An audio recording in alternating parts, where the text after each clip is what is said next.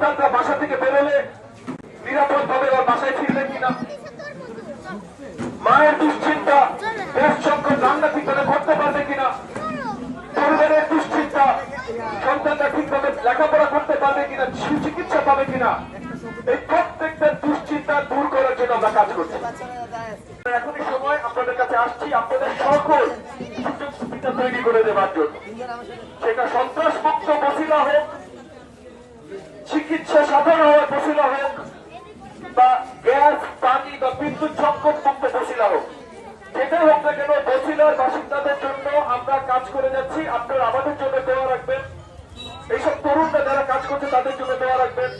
আজকে যে কোম্পানি ওষুধ আমাদের জন্য পাঠিয়েছে, যে কোম্পানিগুলো চশমা পাঠিয়েছে, যে কোম্পানি যে হাসপাতালগুলো ডাক্তার পাঠিয়েছে এবং অন্য সব সার্বিক সহযোগিতা করছে, এবং আপনাদের অপারেশন গুলো যে হাসপাতালগুলো ফ্রি বা কোনটালে করে দেবে, তাদেরকেও অসংখ্য অসংখ্য ধন্যবাদ।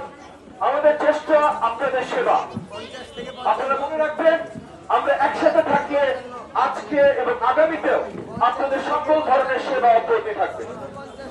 আমি দোয়া রাখি এবং আমি আশা রাখি আমরা আজকে যেমন একসাথে আছি আগামীতেও এইভাবেই একসাথে থাকবো। বসিলা এখন যেমন আছে, দিন বদলের এখনই সময় থেকে আমরা সার্বক্ষণিক আপনাদের সেবায় কাজ করে যাচ্ছি। আজকে সেই সেবার অংশ হিসাবে এখানে চক্ষু পরীক্ষা ক্যাম্প এবং সেবা প্রদানের ব্যবস্থা করা হয়েছে।